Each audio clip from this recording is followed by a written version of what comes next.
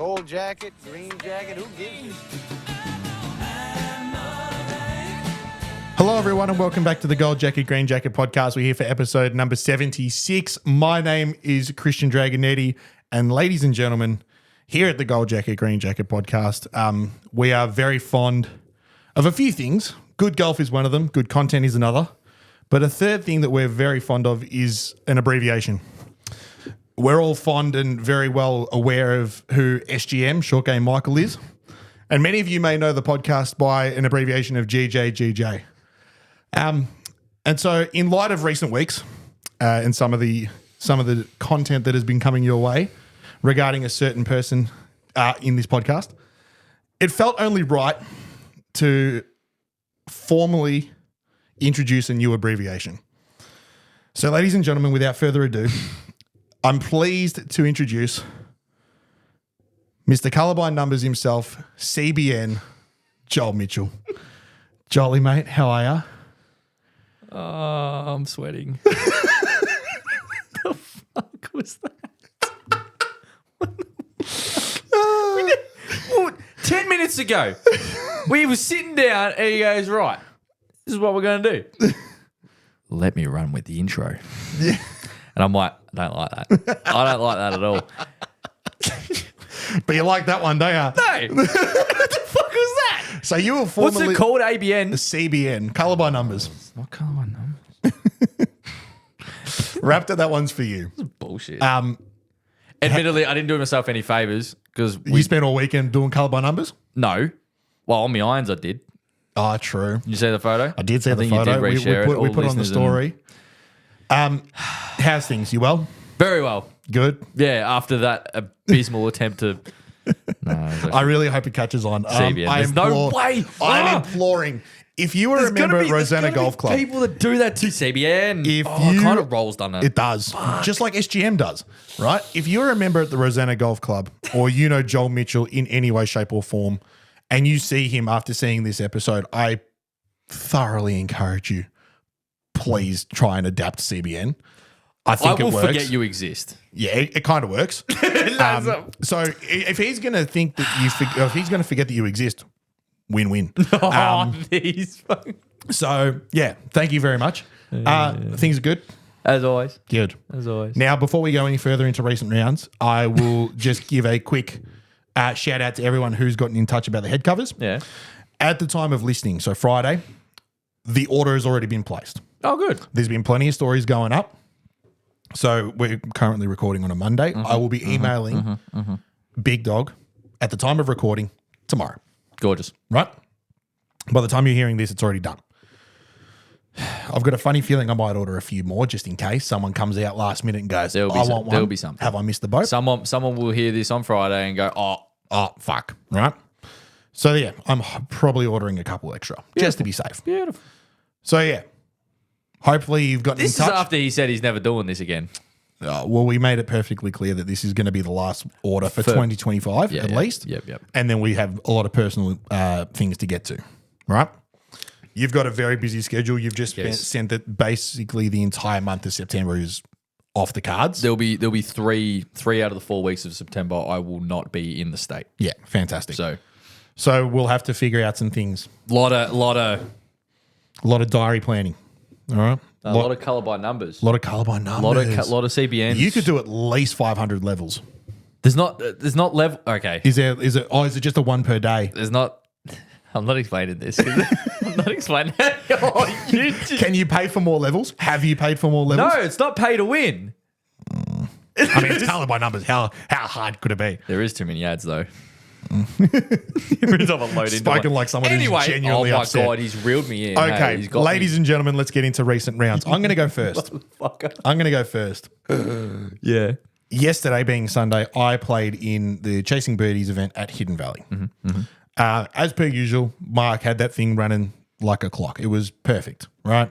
Got there nice and early, hit some range balls. First time I've ever hit balls off a range mat that was completely frozen Yeah, right. to the core. Just Some bloke was hitting balls. No. Just solid. Yeah, I was trying to make the ice crushing sound and it didn't. It came out wet. It came out like a wet fairway. No, not at all. Came out like a I thought it was. Anyway, some fella was hitting balls on the map before me, and he goes, "Here, jump on this one because the rest are frozen. yeah. You'll fall over." I was like, "Oh, cool." But And I started hitting them well off that ice, and I was like, "Cool, this is a sign of things to come."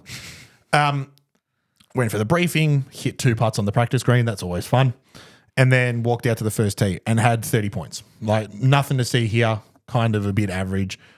Putted reasonably poorly is probably the word to put it. And just had a massive case of the pools. yeah, right. All day long with everything. I hit driver the worst I've hit driver in 5 years Really? on Sunday. Yeah. Everything you'd expect a 39 handicapper to do. You know, toe shank one, half miss. Miss it. Yeah, just miss it.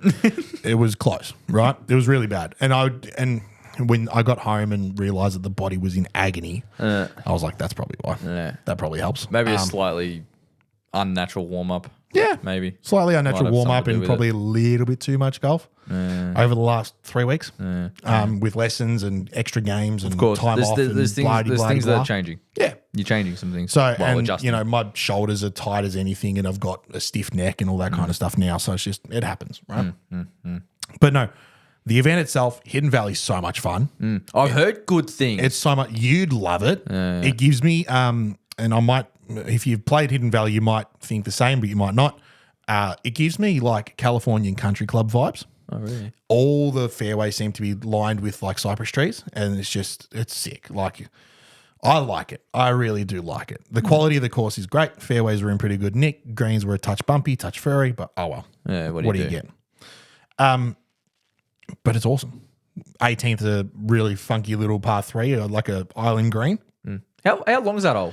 120. Oh, right. Okay. So, So it's it's wedge. short? But it's wedge, but it's like. Yeah. And this will piss you off, right? So, in my own typical fashion, hit a pull on the first shot, right? And I'm thinking, oh, it's in the piss, it's gone, no dramas, probably missed the green. So I've pegged another ball. I'm like, fuck it, the game's gone anyway. I'm gonna hit another one. I didn't put it to that. No, it wasn't quite that. No. But I decided that I was going to change something in the golf swing just to see if it would fix this pull issue that I'd had all day. With my last shot of the day, right? Fucking smart idea, Drags. Oh, well, yeah. And then proceeded just to send the hands out to the right-hand side a little bit more and try and create a bit more of an outward feeling and flushed it. Oh, good. Flushed it dead on target with a fraction of a draw. Yeah. And I was like, dickhead. You're like, oh. Could have thought of that 13 holes ago. Yeah, you 4 muppet. hours ago. You donkey. muppet. But no, I've been in touch with Mark since and he was really happy with how the day went. A lot of great prizes as well. Cash prize for Pro Pin on the 18th hole, which was pretty fun. Yeah. Pretty abnormal from what Chasing Birdies offer. Yeah. It's normally like a dozen balls or a Yeah. wedge, like it was for us. Of course. Upgrades, man. Upgrades. Everyone's Progress. moving forward. Progress. I'm keen for the next event, provided that it isn't in another country. Yeah. Mark loves to travel a little bit to Yeah, play they some like golf. moving around. They like moving around. So I'm keen to get involved in the next one. And as you were supposed to play with us. I But was. I You won't text me- get into depth. I text you what 2 a.m. 2 a.m. being like, brother, this ain't it. I'm not good. No. So yeah. And I won't go into originally depth with thought it was food poisoning. Turns out it was something else. We won't get into detail. But I it. I don't know what it was. If I felt the way you did and the way you explained it to me, I wouldn't have played either. Mate, it was literally all it was. I'll give you 10 seconds. All it was is I woke up freezing my ass off but sweating my ass off. Yeah. Like I'm so cold, but I'm dripping. Like what is going on with a throbbing headache? So whatever that was, Yeah. Little 24-hour bug. I've no idea. Yeah. I have no idea. It happens, mate. Give me your most recent rounds. Most recent round is Saturday, so at the time of listening, it was just last weekend.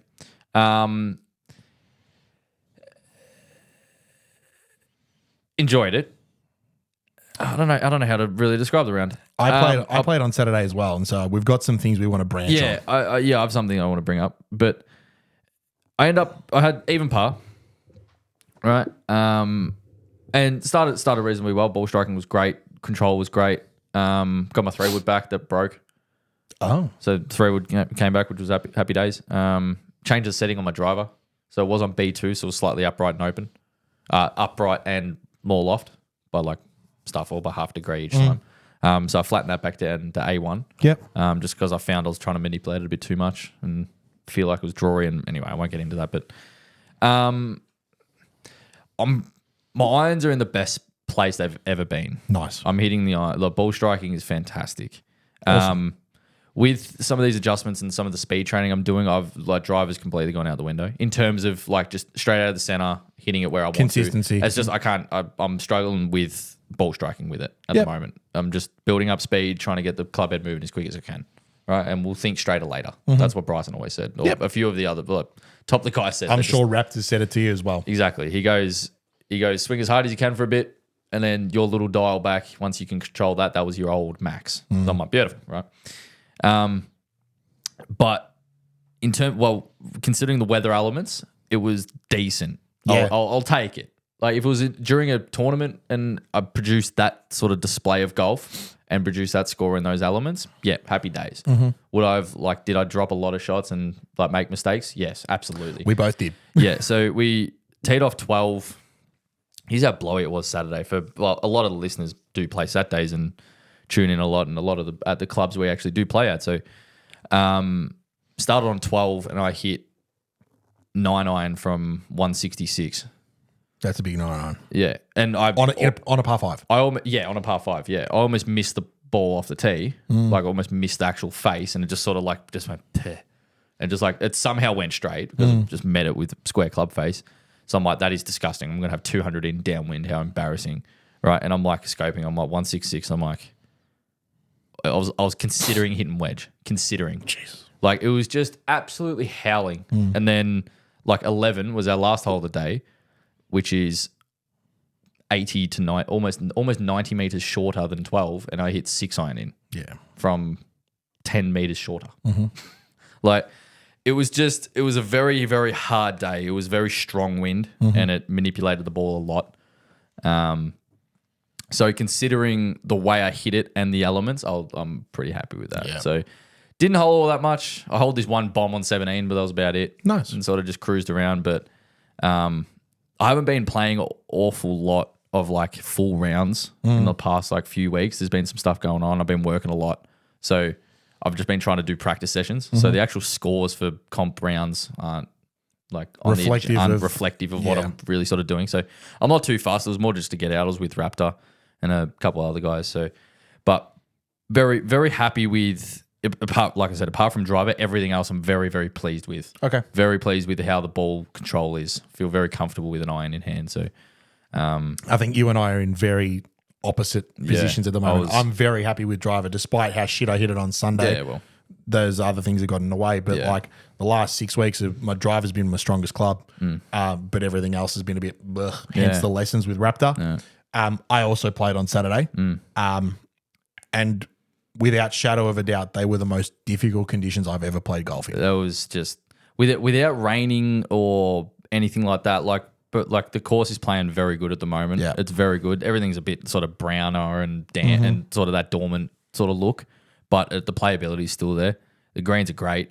Like they're slightly on the softer side, but it's what you expect during winter, I guess. But they're like the golf course is playing very well. But yeah, The wind on Saturday. it was brutal. It was fucked. It was brutal. So to give a bit of context, like you said, you had 9-iron in from 160 on 12 and then like 6-iron in on 11. Yeah, right? I had 7-iron in on a par 5, which was like 160, similar numbers, so 165.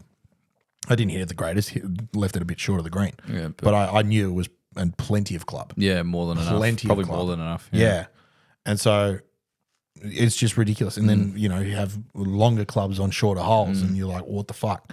The one that got me was I had this putt on 7, and I told you about this on the phone afterwards, where 7's got a bit of a false front Yeah. at Heidelberg. If you catch the very front of the green, you're going to fall off the edge. Yeah, you've got 30. You've got 30 shorter. You got 30. You got a 30-meter chip, right? I stuck it. I don't know how. It just stayed there. Weird. I don't know. Vertical. Yeah, anyway. Might have just been high enough. Yeah. Ran to the ball, marked it, right, and then went about my business. Hit this putt, and I'm convinced to this day that if there was no wind at all, I've got at most 2 feet coming back, right? the moment I've hit it, half a second after I've hit this ball, this massive, and I mean massive, gust of wind comes up from behind me towards the hole and almost puts the ball in the bunker behind the green. It rolls it another 20 feet. At least. I had 18 feet coming back. Fuck. Yeah. And after that, like I putted so badly on Saturday because that was in my head. As soon as there was a gust of wind, I thought there was nothing that the slope or the gradient of the greens was going to do. Yeah. The wind was just going to take over. Yeah. Because that's exactly what happened on 7. I putted all right until 7. Yeah. And then from there, it was gone. Yeah. It's bizarre. Gone. It's bizarre how I saw it on Saturday with a couple of people playing with. Oh, well, specifically one guy. Yeah. I actually think he's a listener. Some of the questions, like he said during the week, he goes, "Oh, we're playing together on Saturday," because I booked him with Raptor and blah blah blah. We're going to play sort of midfield wherever we were, 12:30 or something. And he goes, "Oh, I can't wait. I'm going to pick your brain."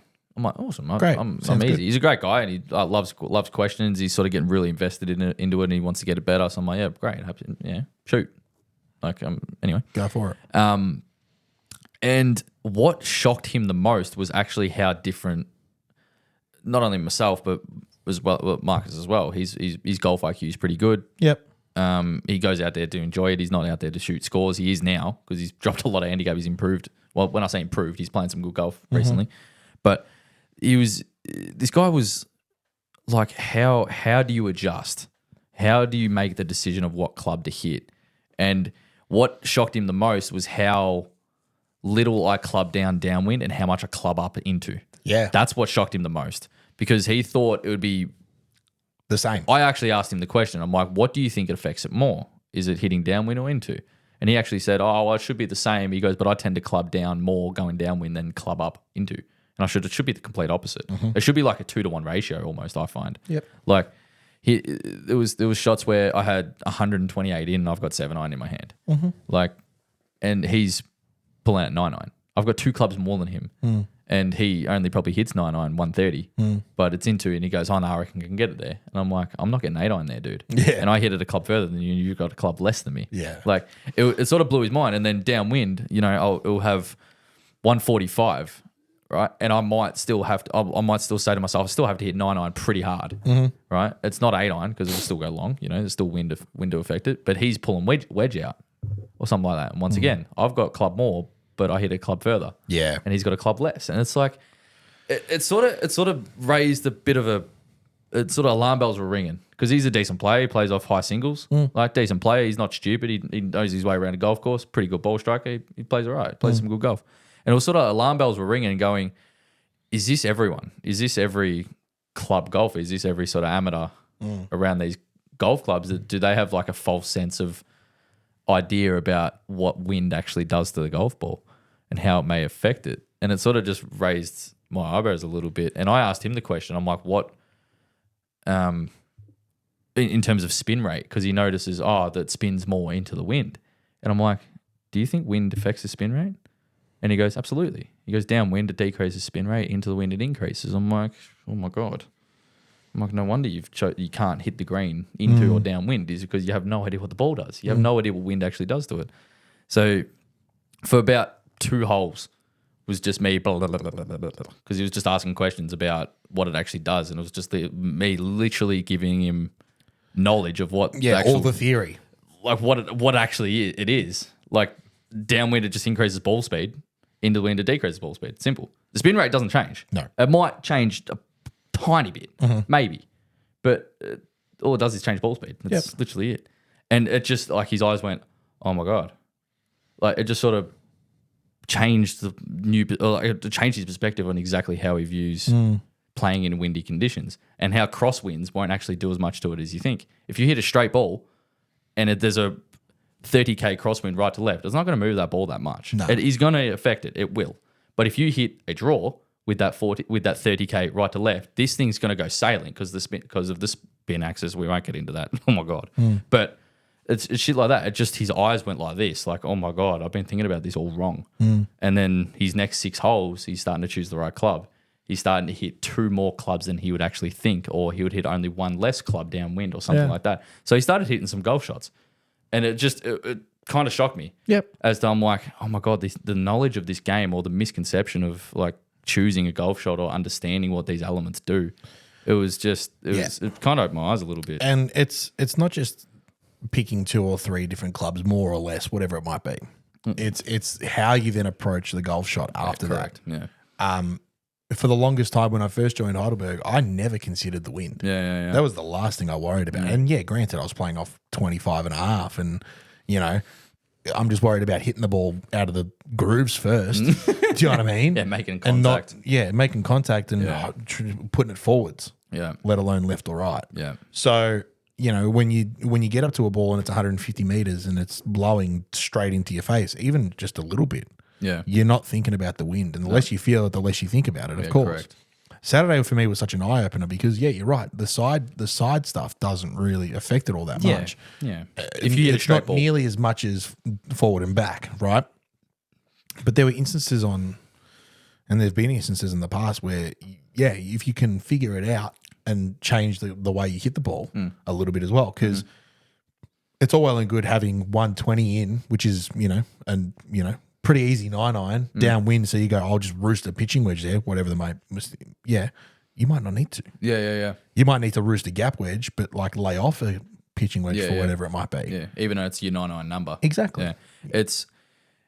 It was bizarre. It was like, I kind of explained to him, you got to read the wind like you read a green. It's compensation, right? Like if you've got a putt from 25 feet, but it is straight downhill, you're not hitting a 25-foot putt. No. So, and vice versa. If you've got You got 150 into a hole. if you've got 12 feet up the hill, you're not going to hit a 12-foot putt. You have to hit it 15 feet to get it there. Yeah. That's exactly how into the wind and downwind works, or whatever they may be, however you want to process that in your head. But like on course, if you've got 120 meters into a hole, and say you've got a pretty straightforward shot, say it's like 5 at Rosanna. Yep. Pretty flat. There's not much elevation change. It's pretty flat, but it's straight into the wind from 120. I'm not pulling wedge. No. It's just not happening because I can't get it there.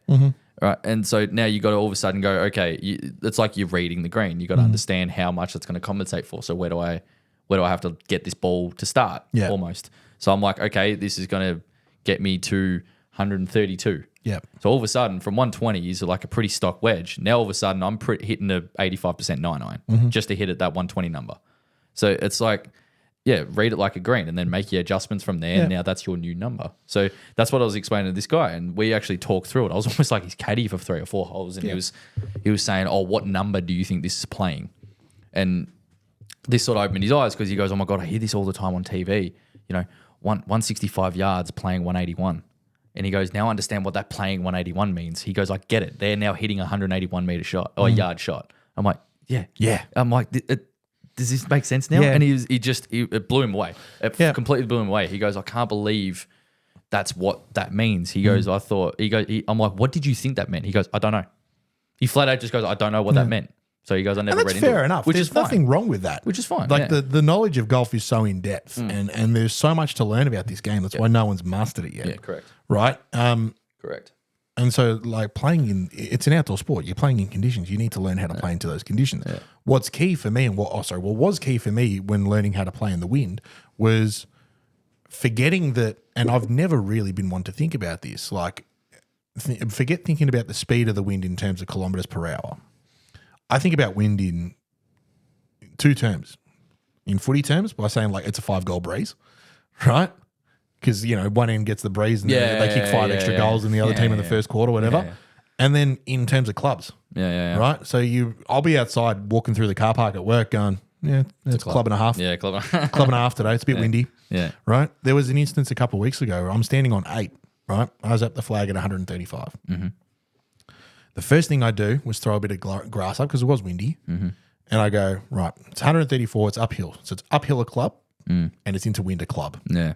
So all of a sudden, I'm hitting a 135 meter shot I Probably 7-iron. had 6 and I hit a soft 6. Yeah, you chipped it. Yeah. I just hit this punchy little 6-iron and it was pin high. Yeah, it was pin high. Yeah. Right. Yeah. And I'm just like, I gave myself 6-iron 155, 160? Yeah. 160? Yeah, Probably pushing 160, 162 if I'm on hitting it good at the moment. And like I'm just chipping a little 6-iron there. And I could have gone 7 and Yeah. tried to hammer it. Yeah. but I'm just like, go the extra club again. Yeah.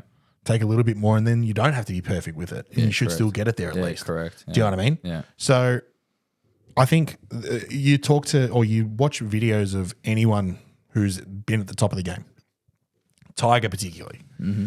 We spoke a lot about Tiger in the bonus episode this week with the Open and comparing him to Scotty Scheffler. But Tiger has always said, he always says, the two best pieces of advice I can give to any amateur golfer is this: take more loft, right?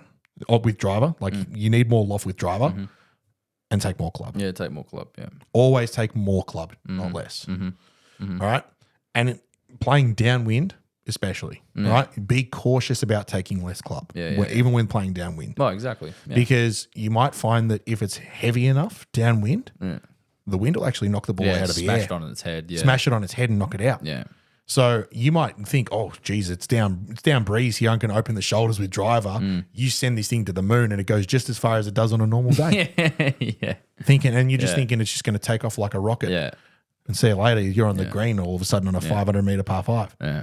Not going to happen. It's just a bit of knowledge on what, like, spin rate is everything. Is everything that I've found. Like, what keeps the ball in the air is spin, essentially, right? So, and what creates spin is friction. Yep. And the faster you swing it, the more friction it creates, the more spin it creates. Yep. So that's why when they said when it's breezy, swing it easy. It's because not the softer you swing, but the easier you swing, the less spin you're going to produce. Technically, the less the wind's going to affect the ball. It's because I'm not going to say obviously because it's not. Technically, yes, because It's a with learned less knowledge. spin means the ball's not going as high in the air.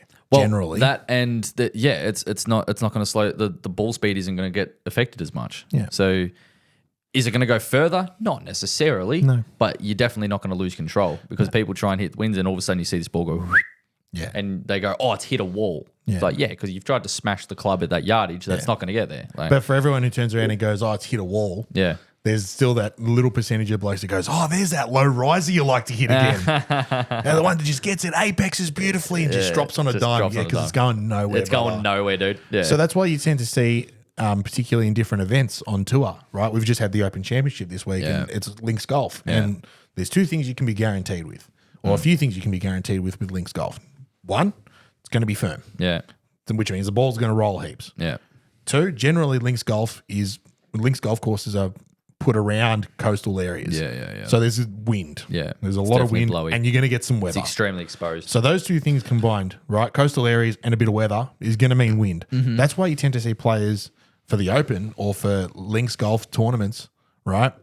Whack a 2-iron in the bag. Yeah. Take their 5-wood out that goes to the moon, Correct. that they can hit over a tree and instead try and hit one lower. Well, you would have, for anyone that watched the British Open, you would have noticed if you pay enough attention to this detail that Scotty Scheffler, he usually has a 5 or a 7-wood or a 7-wood, and he didn't. No. I'm pretty sure it was like driver 3-wood, then a 2-iron, 3-iron sort of thing, and for good reason because you need to hit these flatter bullets, and you see a lot of off the first. Just hit this flat shot. Pitches at 230 yards and rolls out to 260 yards. Even someone like Shane Lowry, who's yeah. grown up in those Links Golf conditions, was hitting driver everywhere, but Yeah. just like These flat cuts.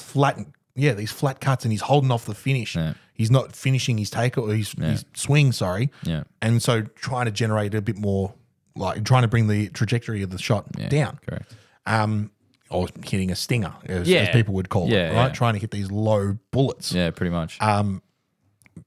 Because it creates a bit more control. You bring the trajectory down, all of a sudden the wind's not affecting it. You hit it under the wind, as people would yeah, say. you kept it out of the wind. Kept it out of the wind. So Yeah, pretty much.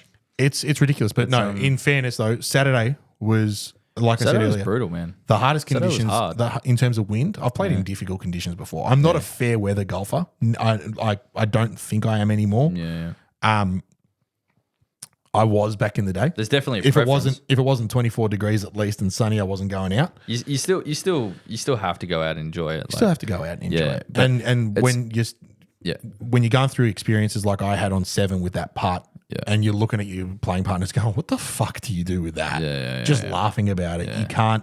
It was at that point that I threw the scorecard out, essentially. I'm like, it's going to happen. Let's just It's not going to be good. Let's just try and take it for what it is. You and just try got to and enjoy grind. it. You just got to grind. It's like, Saturday for me was just, I'm like, well, I'm not going to go low here. I'm not quite hitting it good enough. I'm not putting myself in good enough spots. I'm not hitting enough fairways, unfortunately. However, I'm just like, all right, let's not make a big number. Let's grind here. Like I wasn't out there to, it wasn't tournament golf for me, but it was still like, okay, now this is a challenge. So I did have to lock in a little bit and ended up playing. My last 4 holes were very good. My last 3 holes were actually some very good golf. Hit everything out of the center, thank God. Nice. Like actually every shot I hit was perfectly executed for myself anyway. But I think gaining a little bit of knowledge for everybody was just it was just really eye opening. Yeah. That's all I sort of thought of is just like the misconception of actually what wind does and like a number doesn't mean the number. You know what I mean? In wind, it never does. There's always an adjustment. Yeah. It's like there's never a flat putt. You always got to read something. And you might be wondering if you're listening to this, if you're not too familiar with playing in the wind, well, what can I do to practice? Right. The obvious one is go out when it's windy. Play in wind. Yeah, play in the wind. Figure out what it does. But then also have a look at some videos of not tutorials on how to hit these certain shots. No. But have a look at what the pros are doing. Yeah. Holding off a finish or, trying to hit the ball lower, putting it back in your stance and all that kind of stuff. And next time you're at the driving range, just fiddle around with a couple of things. Try and hit the ball a little bit lower, a little bit higher. See if you can, hit one extra hard and, try and get up in the air to hit one downwind. Even just trying to hit a number with different golf clubs. Yeah. So if, for example, everyone thinks they hit 7-iron 150, which they don't. But try and hit from 140 meters, try and hit at 140 with everything from an 8-iron to a 4-iron. Yep. Just try and understand how you can manipulate the ball to do it. Because then when you're out on course, you get 140, it's, a little bit uphill, straight into a breeze. All of a sudden, it's playing almost 160, which is 2 clubs more. And I'm like, oh, no, I know how to do that. I know I can adjust, and I've hit this club before, and that's the shape I need to hit or whatever it is. So it's a little bit, it's practice. It's simple as that. And it's not that easy for a lot of people. For a lot of people, they can't practice. They're playing on their Saturday comps, and it's really sort of all the chance they get. But again, if you do come across the opportunity, right, and you might be able to do it on a Saturday comp. If you're 14 holes in and you've only had 19 points, you're probably not going to do much better than that. If the round's gone and you can concede that, fair enough. If you've got 150 meters in, do it with 5-iron. Yeah, figure it out. Yeah. Right? If you've got an opportunity to practice, take 4 clubs. Yeah. Take driver, 5-iron, sand wedge, and putter. Figure it out. Yeah, just work it out. Right? It's pivotal. Like you need to. It's not that you need to, but it definitely is going to help you so much more than anything else. I think There's even knowledge that I have now that I wish I even knew for Q school. Q school was the hardest 2 weeks ever. Right, it got pretty blowy. Like the weather actually was okay. Like we didn't get. I don't think we got rain. I don't think we did, but it was blowing its head off for 2 straight weeks. It was just brutal.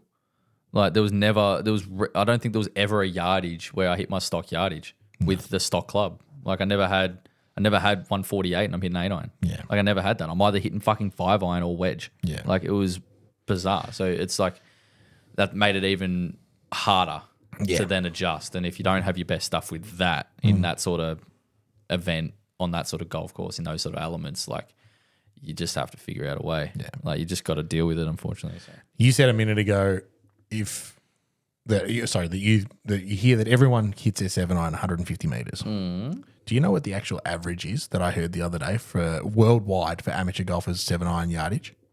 I'm going to guess 135 yards, which is about 122 meters. It's 128 meters. 128 meters. Okay, there you go. So the average distance for a 7-iron shot for amateur golfers, not pros, is 128 meters.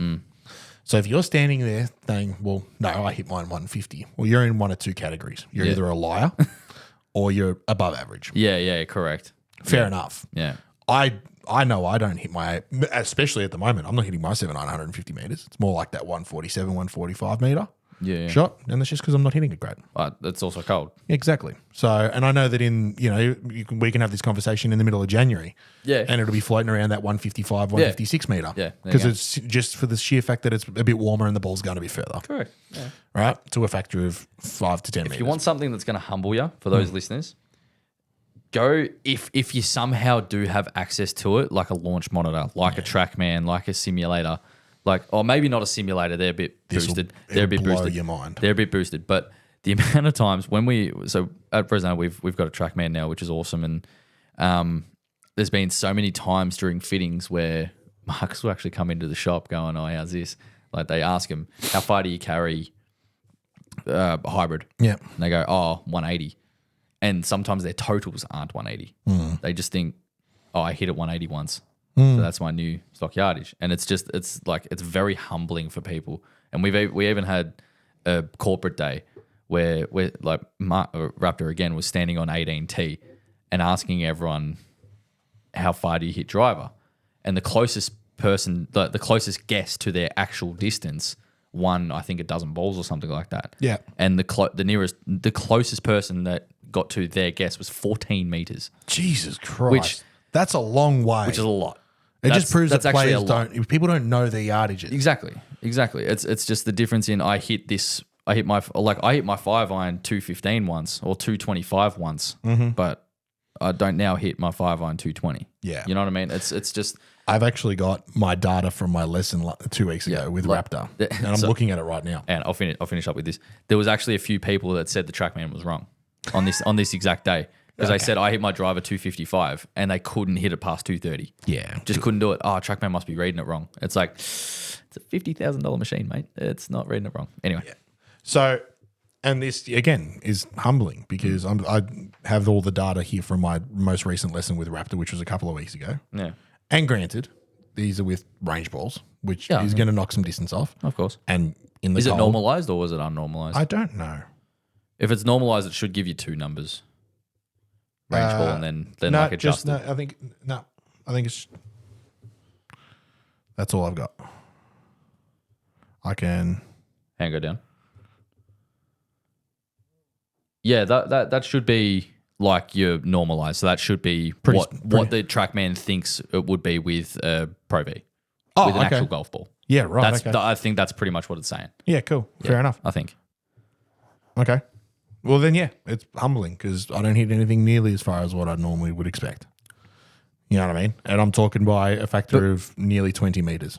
See, sometimes on course, it is very different. People do hit it further on course, because just a little bit. And the consistency is not great.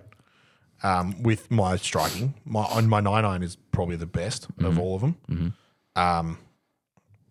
Wedges is pretty good. Driver's pretty good. Actually, 2-iron was probably the most consistent out of all of them. But it just goes to show, like it's not as good as you think it is all the time. Yeah, it very rarely is. The word average is So broad. extremely like. Sometimes people look at it and go, "Oh, really?" Like that, and like they go, "Oh, I thought my average was More. what my really good stuff is." It's like you don't account for your bad, do you? Like people ask, "Oh, they look at me and go, oh, what do you average? Like 280, 285?" I'm like, nah, fuck no. I'm like, I hit drives where I hit it fucking necky and it only goes 240 because it's into a breeze, or it only goes 235 because it's into a breeze and I almost missed it. Right. But then I will hit one that goes 290, 295, 300 maybe. But then all of a sudden the average of a 300 and 230 is all of a sudden 265. Like just because I hit one 300 doesn't mean my average is now 290. Like, you know what I mean? It's like, it's just like an average drive for myself would probably be, if I took everything into account, even on Saturday, my average drive on Saturday wouldn't have been past 260. Yeah. I just wouldn't. I would have hit a few that would have gone 285, like down 12, like up 9 or something like that, or a couple good ones that I hit. But there was also ones that I'm like, I hit that poorly. Hit that poorly and it was into the wind, it's gone 240. Yeah. All of a sudden I've got longer in. Like down 11, I hit this little like, spinny cut thing off the bottom of the face. Went straight. I was happy with it. Sort of went straight, didn't go off the planet. Yeah. But it was straight into the wind. All of a sudden I've got 155 into a hole that I usually have less than 100. Yeah, it's crazy. Like, you know what I mean? It's crazy. It's crazy. Now, we'll move on. I'm in a bit of a mood at the moment. Oh, God. Nothing bad. Nothing bad. Quite good, actually, I like to think. Positive by the sounds of it. Positive, right? Wow, this is new. It's exciting. This is new. I've got my eye on a few things. Oh, God. In terms of like equipment and things like that, that I kind of, and I've got like the taste of money on my lips. Like I want to start spending. Fuck. Right, and it's nothing huge. I'm not going to go changing the bag or anything like that. I don't need a new don't think driver or you new need- I irons. don't My think you need bag is pretty good at the moment. I'm very happy with where things are at. But they've got my eye on a couple of things. And watching some golf over the weekend at the Open has really helped. Oh God. Helped or not really. Ellie's whatever going to it be might fuming. She won't be happy at all. Oh, So the one thing I do need is I need a new pair of shoes. okay. Right, I got two pairs of Hyperflexes from last release or a year ago, and they're both worn out, like they're gone. So I'm thinking definitely a new pair of Hyperflexes because they're the comfiest golf shoe I've ever worn. Unreal. I'm waiting for the carbons to be released because I've seen them. There was Hyperflex carbon. Yeah, I own both of the editions Oh, of righto. Hyperflex carbons from last year. I like the look of the new ones that are coming out, but they just haven't been released in Australia. Okay. They're all white and they're just mwah, Delicious. right? I don't like the actual just general Hyperflexes because of the back piece at the back, the black bit at the back. Oh, it sort Let of me has get that. them up. It sort of has that back support sort of thing, the heel support. Is that what you're Yeah, talking and about? it's got a bit of a black, Bit of moon boot about it. yeah, a bit of moon boot about it. That's probably the perfect way to put it, to be honest. Hyperflex is unbelievable. They are. Unfortunately, they do not suit my eye or style. However, I don't like this. don't like that, really. I don't like the black part at the back where the FootJoy logo is. Right? If that was white, I'd buy them tomorrow. Yeah, right. But I'm waiting because They look the great. carbon they look fantastic. A bit of orange in there. Yeah. They're great. Yeah. The other thing I'm looking at is a new bag. Oh, Right now, you sold me your old players. yeah, but you haven't actually upgraded to a bag. No, probably I just since- bought one of your old ones because Yeah, it was an ideal golf bag for me at the Exactly, time. Exactly. Whether or not I go and buy the exact same golf bag, just brand new, brand new, yeah. or something a little bit different and a bit more fun, something a little bit like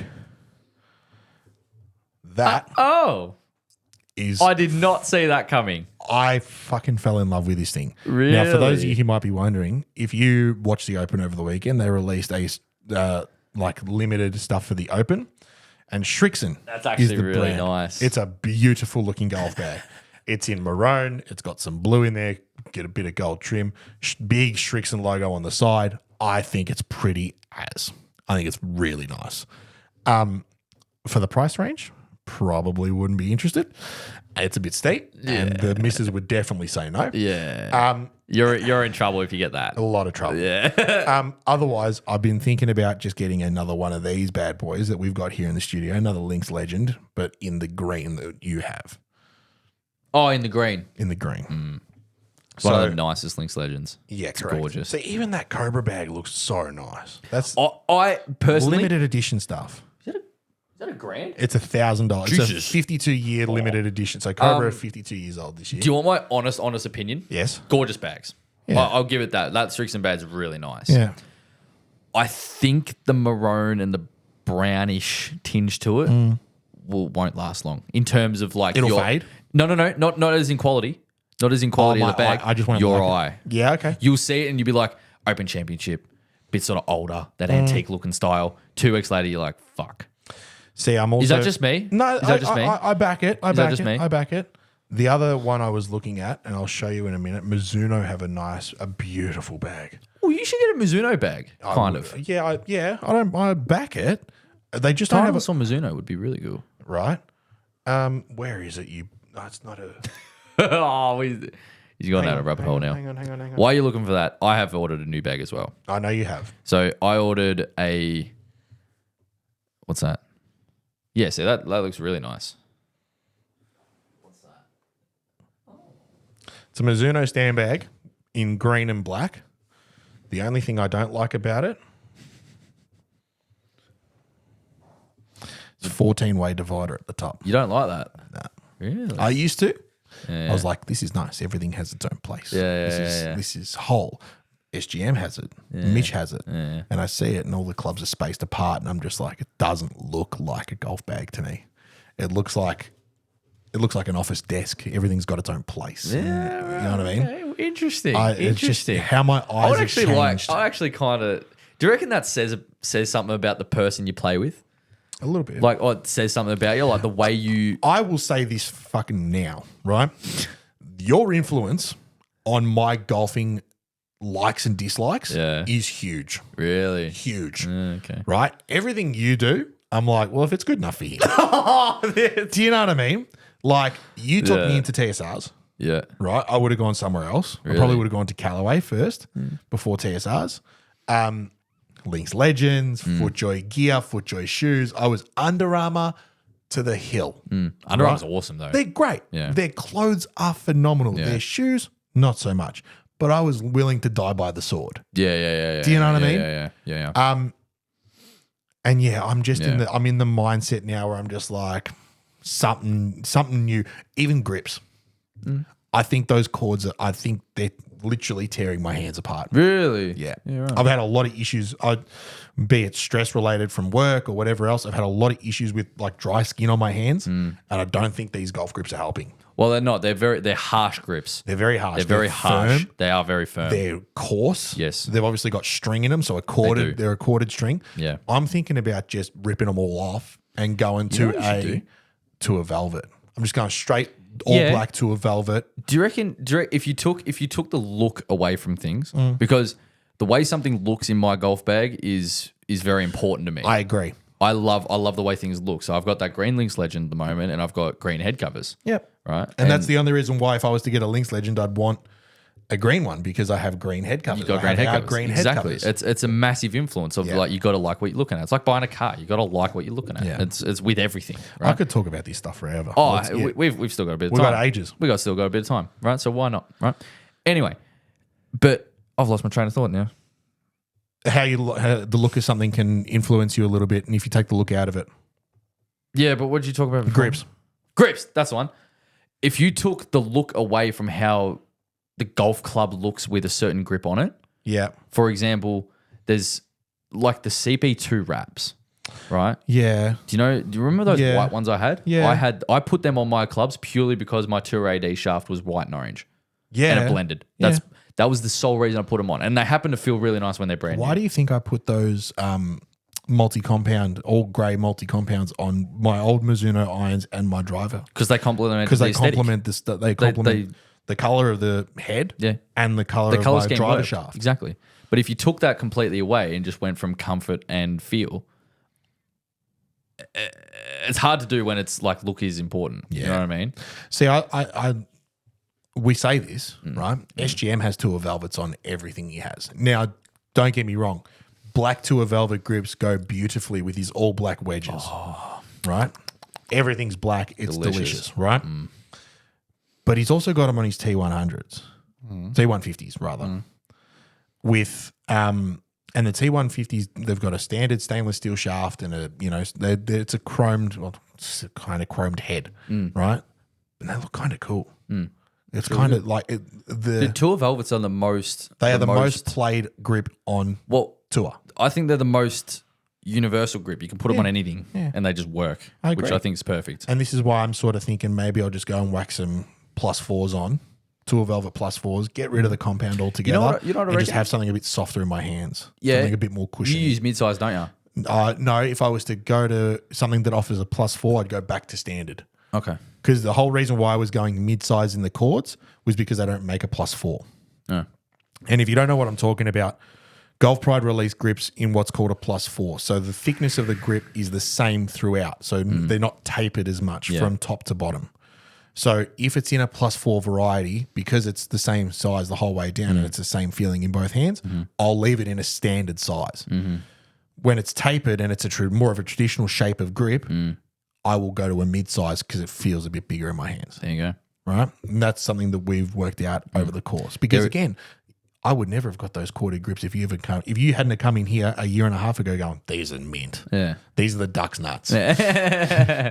Well, Raptor just got cord grips through his bag as well, through his irons.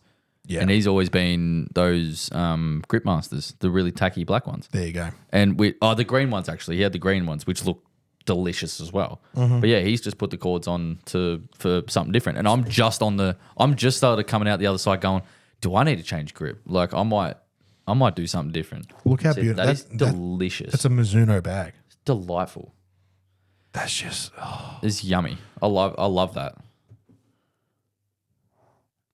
in the grey or in the navy. Why do I not like that? The grey's a bit too.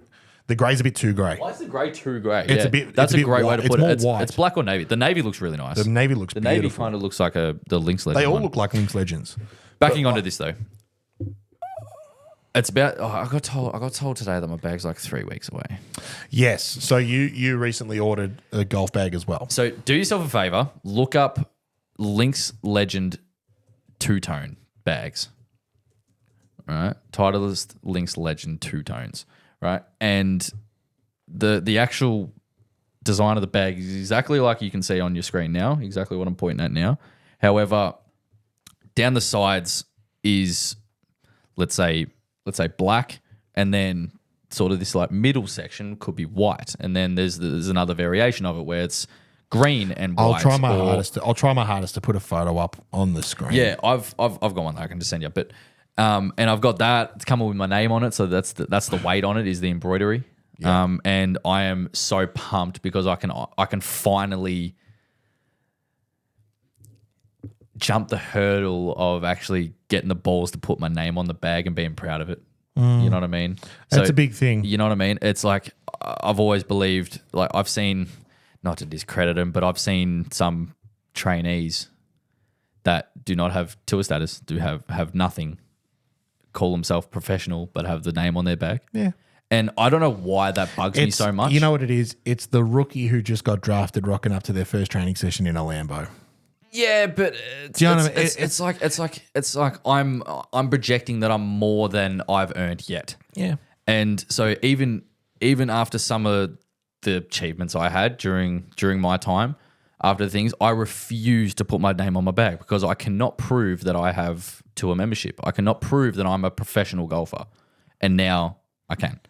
Yeah. And so I'm like, I'm going to reward myself before the season. Fuck it. So I ordered this bag and I hope it comes up as good as I think it will. It's a different, I've always been with green bag. This green Lynx Legend I've had for ages with these green head covers, or I have my tour bag, which is like that staff bag, which I don't care what goes in it. It looks awesome anyway. Yep. But yeah, this new bag is navy blue and white with my name written in blue on that front pocket. So I am pumped. I am so excited for this thing because it's going to be fresh. I can go play events in it. Hopefully I play well enough to... Is that the Hoofer? Yeah. Yeah. Yeah. Even that. I'm just looking at golf bags. It's mint. Yeah. It's mint. I only strongly thing- recommend for yourself, Yeah. either get... I think you'll put it down to that Mizuno bag. That Mizuno bag's really nice. Yeah.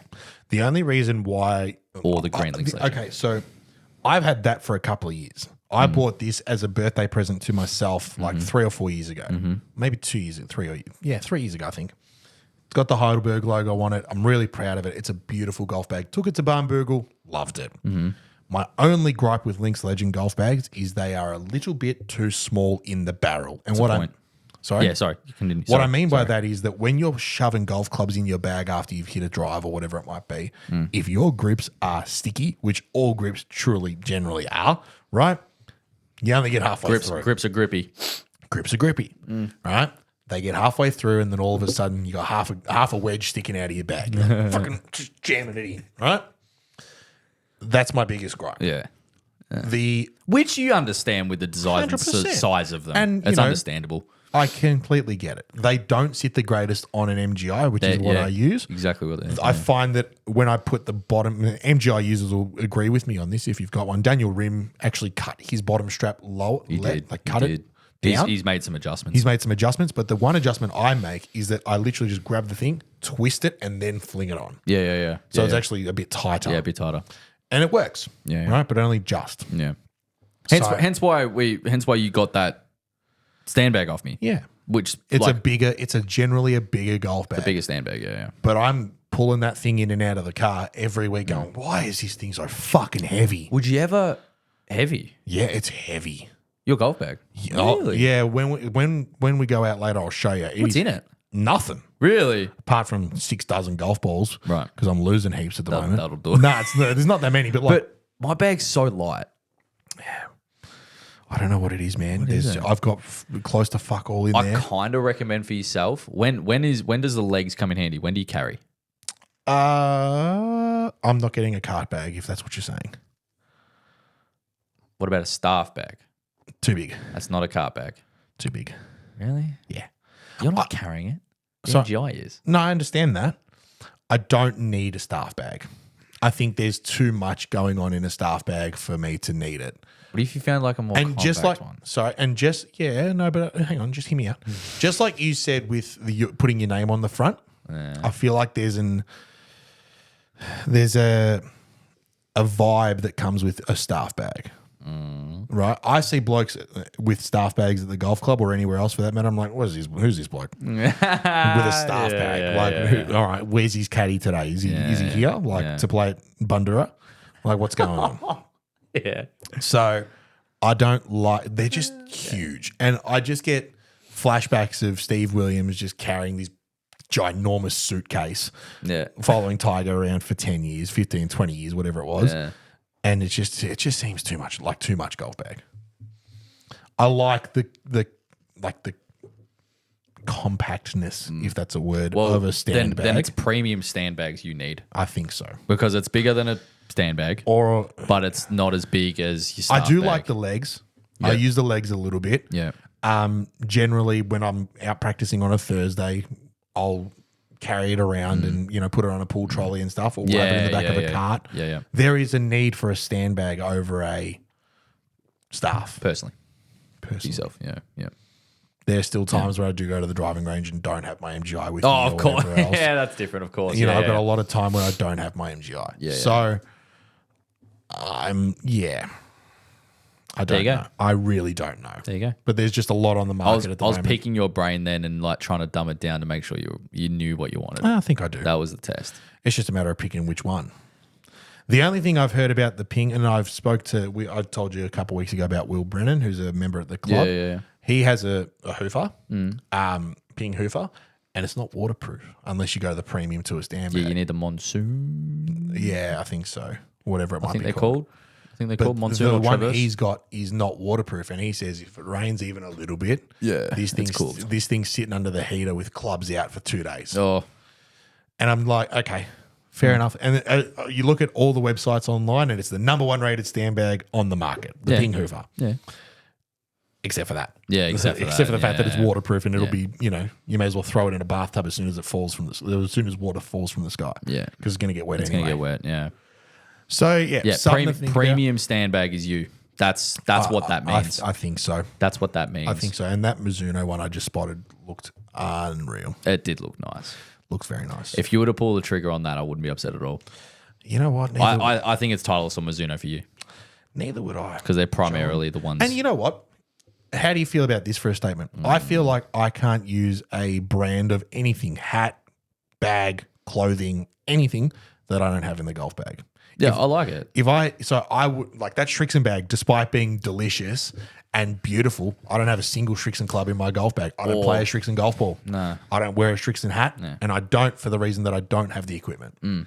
I feel like I could use a Mizuno golf bag because I have Mizuno gear. Well, see, that's a preference. There's people that I see a lot that it's personal preference, but for me, I see so often I'll see a Titleist bag or some sort of Titleist stand bag or some sort of Titleist bag with they'll have something like some of these random woods like Ping woods and then I always see P790 irons or something like that, and like my eye twitches. I'm like, oh my god, why didn't you just buy a TaylorMade bag? Or like the same thing, like this Titleist irons or something like that with some sort of with a Ping bag. I'm like, no, you were close. No, like even though they're both great brands, and I get it's personal preference. You like that bag and you like those irons, so you just put them together. Like I get it, right? But it's like no, fuck. Yeah. It's like putting F1 wheels on a V8 supercar. It's like, Yeah, no, I It's like, completely agree. You're close, but no, like Yeah. you know what I mean. So It's like wearing a Ferrari jacket, but you drive a Holden. yeah, Do you know what I mean? which I think I do sometimes. So I use obviously Titleist, Mizuno, and I've got a Ping putter. So I feel like those There are you the go. three brands that I could use. There you go. Vessel is another brand I'm looking at. Yeah, like Yeah. a universal brand. A universal brand like Vessel, Ojo. They're expensive as fuck. Yeah. So if we want something on the cheaper side that works just as well, I think we might have to stick it to a brand. Yeah. Jolly, let's get into questions from the second cut. Off you go. I have two. All right. Which first tee announcer is better? The bloke who does the Open or the bloke who does the Masters? Oh, So for those of you who might not know, the first, Yeah. I'm talking about the person who announces each player at the tee, right? Traditionally, right, the Open announcer will say, "This is game number 47 on the tee from Australia, Joel Mitchell," and the crowd will go nuts. boo. Boo! Who's this bloke? Europe. Yeah. Hey. That's all right. At the Masters, Four, please. Four, please. Joel Yeah. Mitchell now Now driving. I think. Oh, that came me goosies. Then. Yeah. To answer the question, it's the one at the Masters. Okay. Just because It's the same. It makes me giggle. It's like I don't know what it is. I just appeal to it more. However, I appreciate them both on their own level. If I was to come to look at it from a different perspective, I love maybe the history behind what it has at the Open, but they're both just different. I like to separate the two. I like to appreciate both of them what they are.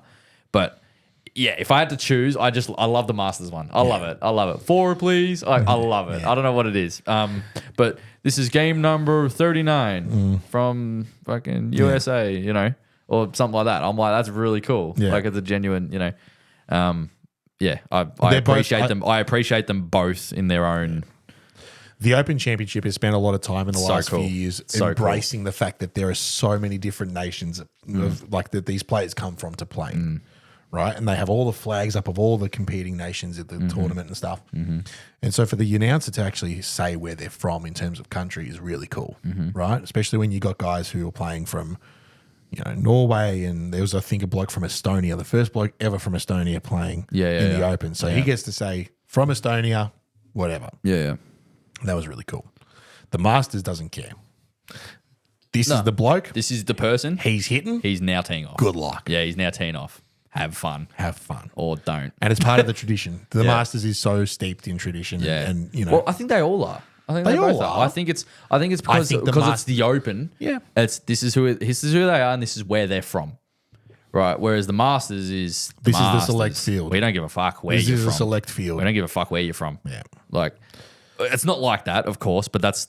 I feel like whilst they're Four, both, please. I love that. I love that. It's so whilst cool. they're both steeped in tradition, I feel like the Masters is the least likely to bend and, you know, change their traditions. Well, And we've discussed that plenty in the past. The Masters is run by Augusta National members or there's some sort of membership committee, The golf club. the that's golf made up by club the sort members. of thing.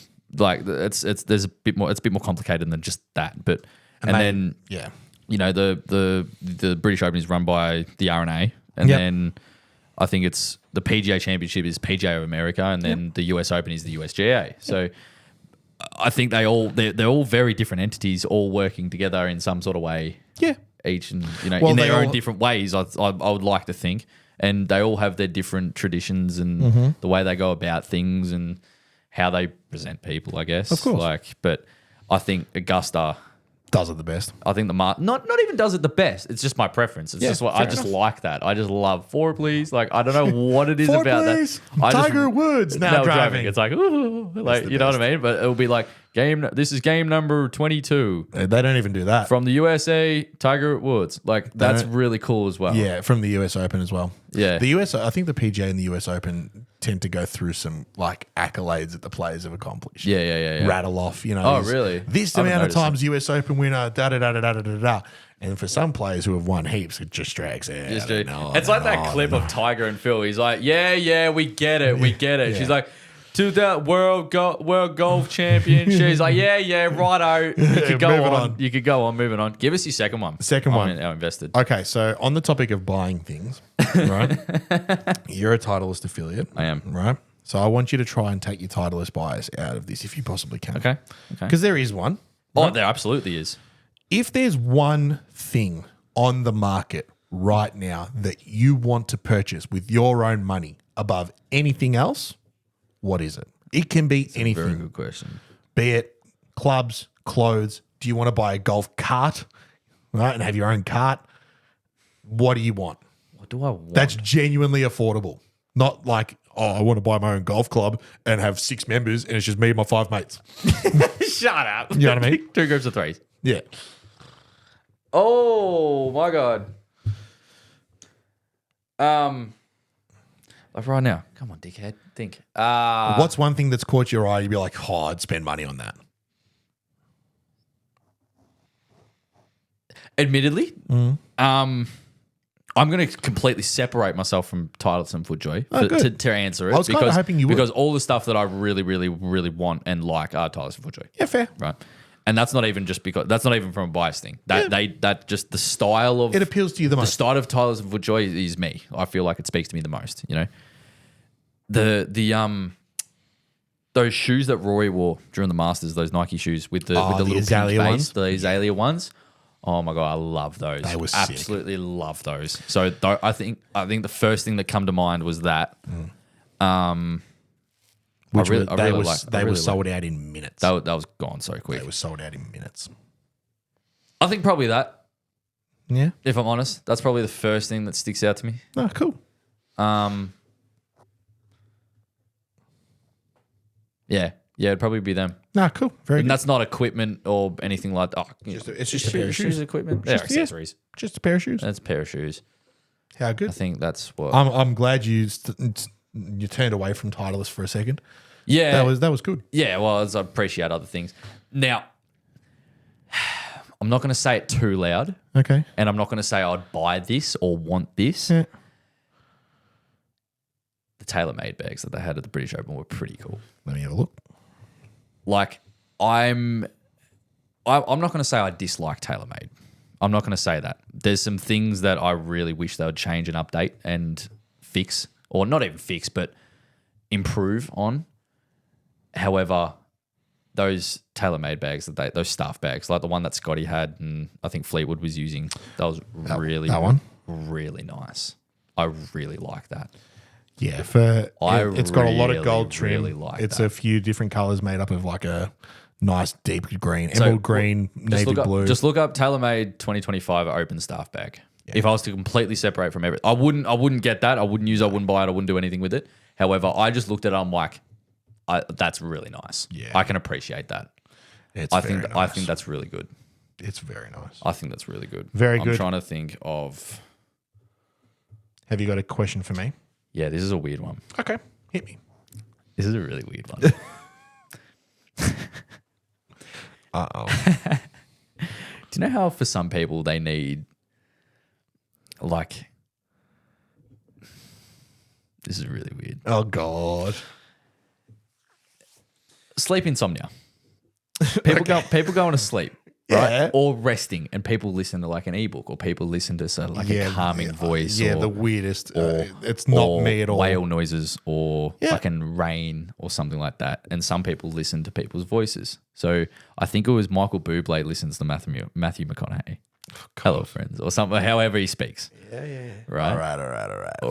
All right. Who would you rather speak in your ears As I'm while trying to you're fall trying to asleep? fall asleep? Jim Nance or Dennis Cometti? Oh, that's so hard.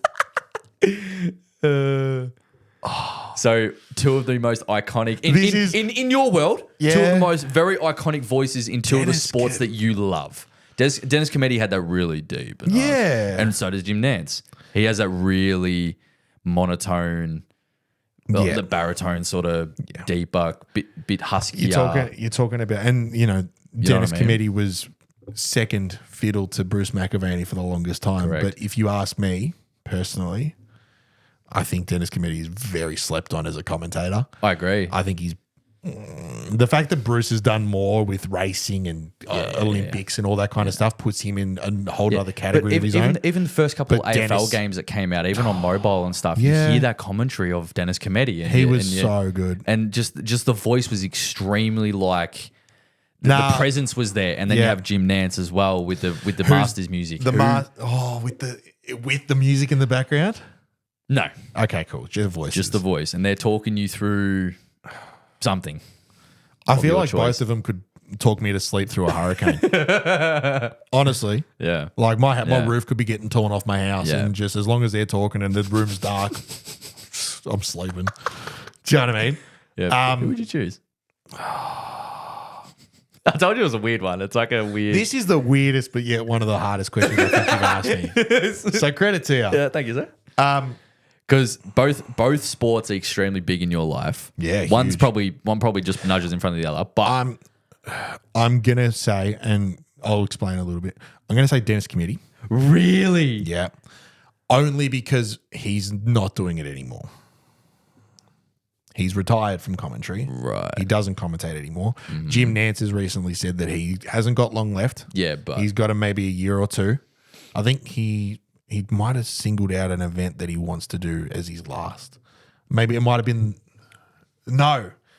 It's 2036 is going to be his last year because that's 100 years of the Masters. That's going to be his last. that's not Masters. a year or two. Yeah, I know. It was like It realised. jerried, Yeah. right? So it's not a year or two, it's 10. So 2036, he goes last the 100th year of the Masters. 100th year of the Masters, I think, is what he said, and that's When you see that around the start of the round one broadcast where that drone's going down, or that car's going down memory lane, Magnolia Lane, Yeah. and you just hear Jim Nance. Welcome to the. Oh my God! So Dennis Cometti. I'm going to go Dennis Cometti solely for the fact that he doesn't do it anymore.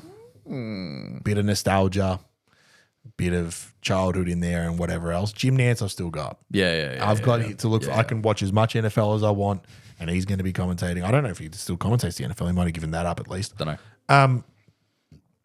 But yeah, that is a tough question. Sorry, cool. That's a very tough question. But yeah, the thing that I saw about Jim retiring, the headline was Jim Nance announces 10-year retirement tour.